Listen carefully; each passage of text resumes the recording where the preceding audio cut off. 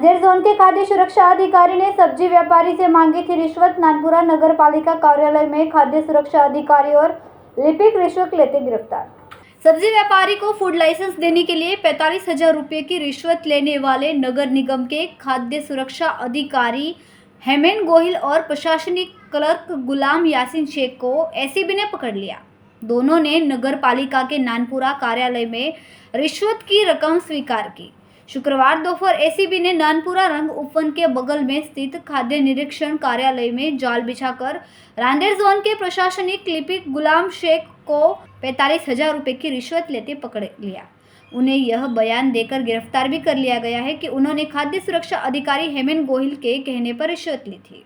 रोज एक फरियादीनी फरियाद મળેલ કે શાકભાજીનું વેચાણ કરવા માટેનું લાયસન્સની જરૂરિયાત હોય તેઓએ એક ઓનલાઈન અરજી કરેલી, જે અરજીના કામે લાયસન્સ મેળવવા જે અરજી કરેલ એમાં લાયસન્સ આપવા માટે SMC Rander zone food safety officer Heman Gohil તથા વહીવટી ક્લાર્ક તરીકે ફરજ બજાવતા ગુલામ શેખ નાઓએ લાયસન્સ આપવાના અવેજ પેટે 45,000 રૂપિયાની લાંચની માગણી કરેલી, જે લાંચ લેતામાં હેમન તથા ગુલામ શેખ પકડાઈ ગયેલ હોય તેઓ વિરુદ્ધ કાયદેસર કાર્યવાહી કરી અને ગુનો રજીસ્ટર કરવામાં આવેલ છે અને આગળ તપાસ ચાલુ છે।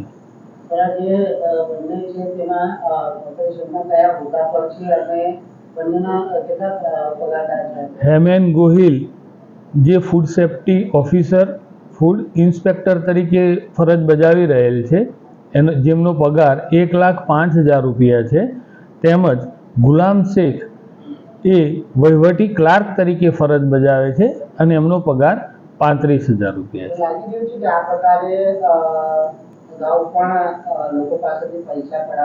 હા, આ જ ફરિયાદી પાસેથી એ આ દિવાળી અને એવા ફંક્શનોમાં પણ એ આ લોકો પૈસાની માગણી કરતા હતા ગેરકાયદેસર, અને આવી બાબત પણ એ તપાસ દરમિયાન ધ્યાને આવેલ છે।